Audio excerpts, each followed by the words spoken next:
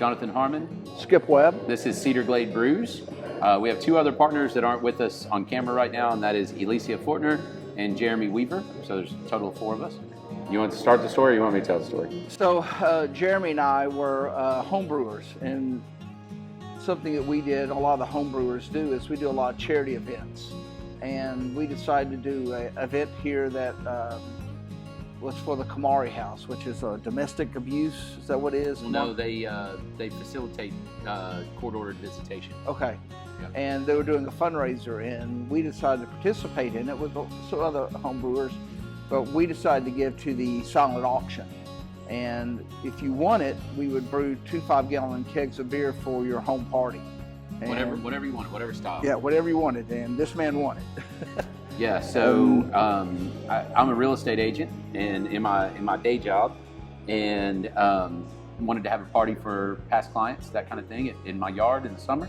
We meet like a couple weeks after the event, and my 2 favorite styles of beer are ESBs and Belgian doubles. I like that really easy drinking, relatively strong beer. So we met at one of my favorite places that's now out of business, Hernandez Deli.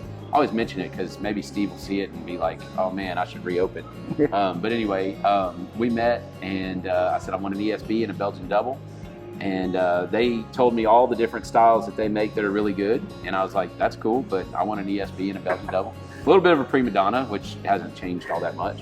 So fast forward a couple months, we talked a couple times in between, not a lot, but a couple months, they show up at my house, and they roll out this cedar bar. Yeah, portable bar. It has 6 taps on it. It's beautiful, has lights, like, this is the whole thing, right? And they set out the keg of ESB and the keg of double and the keg of lager and a keg of... Those 6 beers total. Yeah, we 6 had. beers. And I'm like, oh my word. Like, these guys are overachievers. I love them. And so we had a party that night. It was about 150 people in my backyard. And man, it was awesome. And everybody commented on how good the beers were. And everybody just were like, hey, where can we get this beer? Where can we get this beer? I bet y'all got asked that question 100 times that night. Yeah. And so I kind of hung around talking to them and everything. And, you know, that night I think was the first night I said they needed to make it legitimate.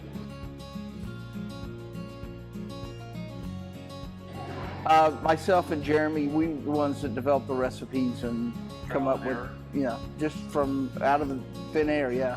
But I mean, a lot of that is, we have software that kind of gives us guidelines for style, and then we look at other recipes and things that are done, and and so we've got kind of a guideline that we think we need to go by, but we'll put our own tweaks on it and change things up, and hey, what if we did this instead of this kind of thing, but I think here's one of the things that I love that I think really sets us apart from some of the other breweries, not all of them, but some of them, is by and large our goal is to brew beers that are pretty close true to style, right?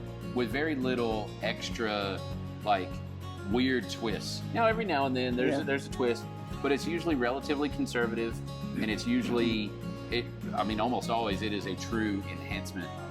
We're drinking a cream ale, Marty, you and I right now, and it is a cream ale. It is not some bizarro adjunct extra cream ale. It's just a cream ale.